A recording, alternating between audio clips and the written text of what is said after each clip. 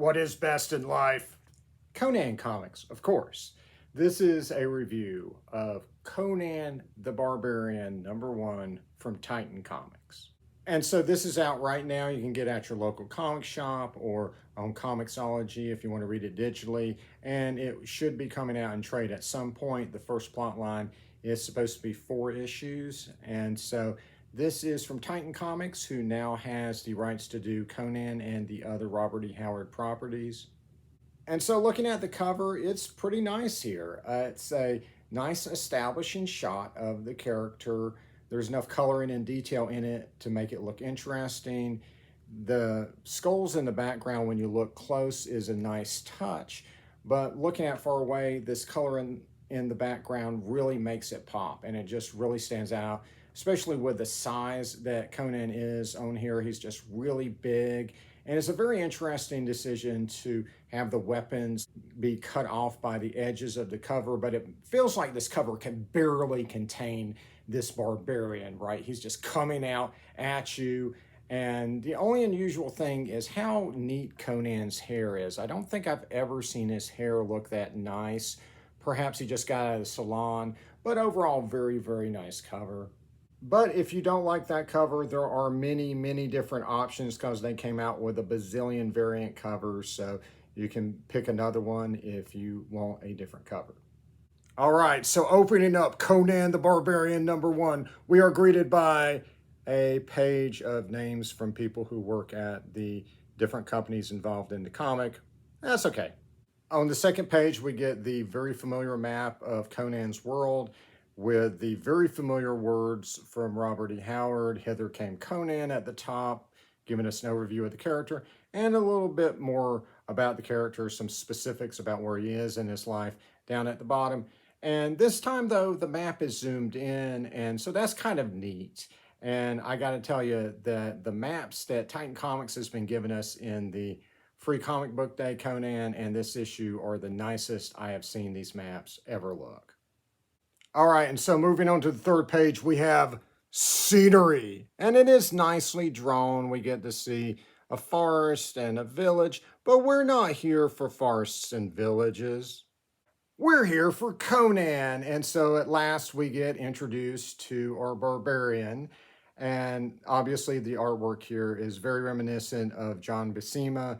This is done by Robert De La Torre, and it looks fantastic, and I do love the artwork. And it's very reminiscent of Savage Sword. We even get a hint at bare female nipple in the top corner there, and so the artwork is quite good. And so we open with Conan handing in his resignation for his current mercenary job by beating the living crap out of his boss. He's 24 years old, and he's got most of his earlier adventures under his belt. And so Conan is in one of those great melancholies we're always reading about. He's had a lot of adventures and taken a lot of jobs after he's left Samaria, but he's wondering if it was all worth it, if it was even worth leaving home for. He's just tired of everything. He's tired of the hypocrisy of civilized man. And as he's eating in this tavern, he just happens to be right beside of his homeland. And then a female pick warrior from a country neighboring Samaria comes in to warn them of a horde of zombies that's coming. And so big battles ensue. And like I said, the artwork is great, but it is very crowded. It does put a lot of things in the panel and a lot of overlapping figures inside of these panels. And while I do admire that the artwork is not dark and muddy, it doesn't drown out the line work. It also doesn't necessarily complement it. It doesn't use the color to bring contrast and help us figure out, which figure is which and help us tell things apart. And would also help during these big group fight scenes if the color could help us tell the different factions apart, so we didn't have to look for really small details like which side is wearing what helmet.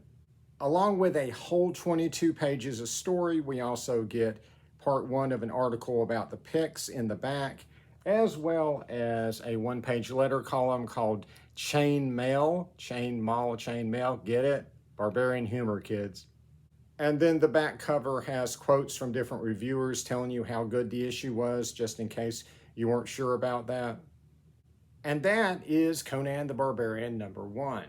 And all of this is on nice, thick paper stock, right?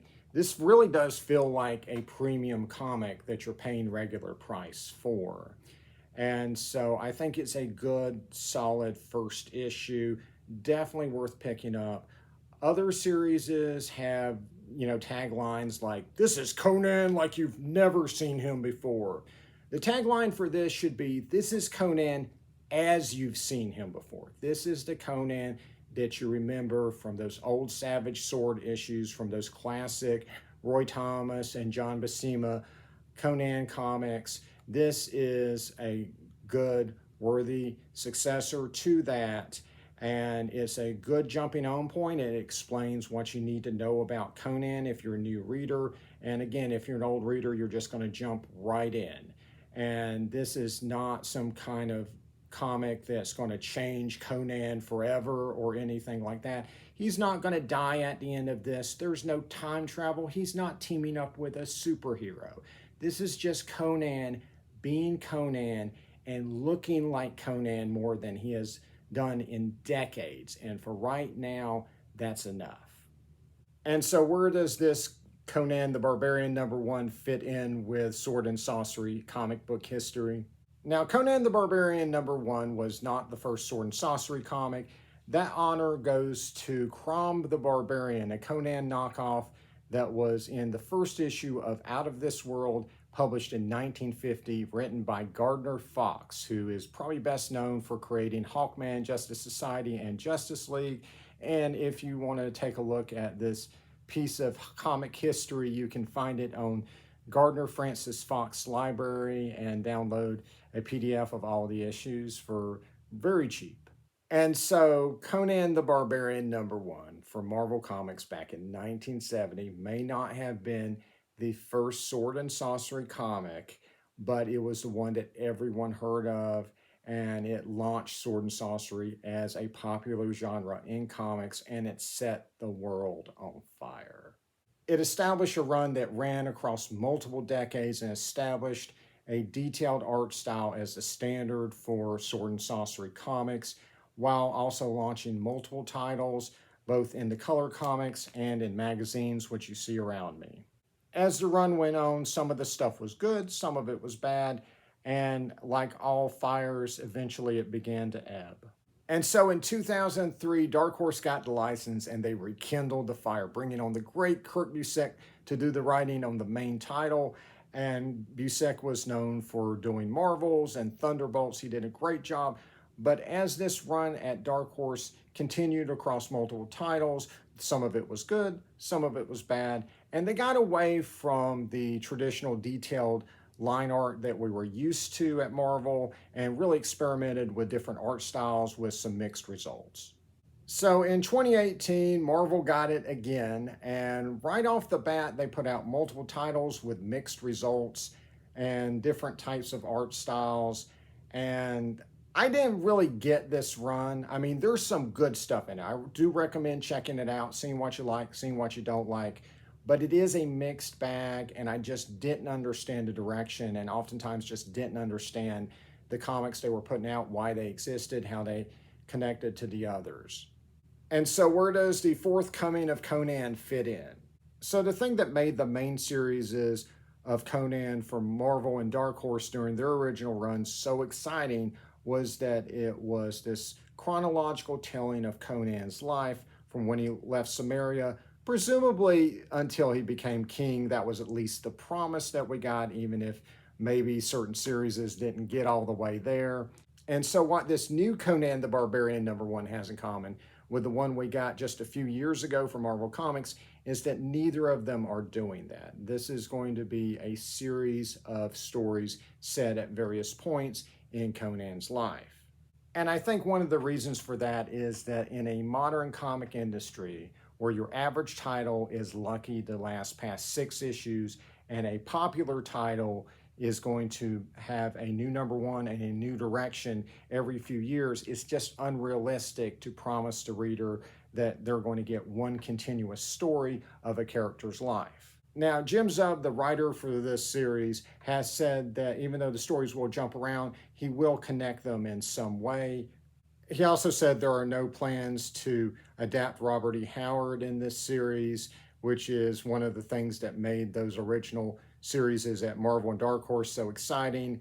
And I guess that's okay. I do hope we do get modern adaptations from Titan Comics in some form. One thing we do know that they're working on, along with this series, is that there is going to be a black and white magazine of Savage Sword of Conan coming out next year. And so even though the story of what Conan at Titan Comics is going to be like has yet to be written, it does sound very, very promising. All right, that's it. That's all my thoughts on the new Conan the Barbarian #1 from Titan Comics. And weirdly enough, that was not our only sword and sorcery comic to come out this week. So the Frazetta shirt is not a coincidence, kids, because we also got Fire and Ice #1, and so I will be also reviewing that. So keep a lookout for that video. Like and subscribe for more videos, and until next time, see ya.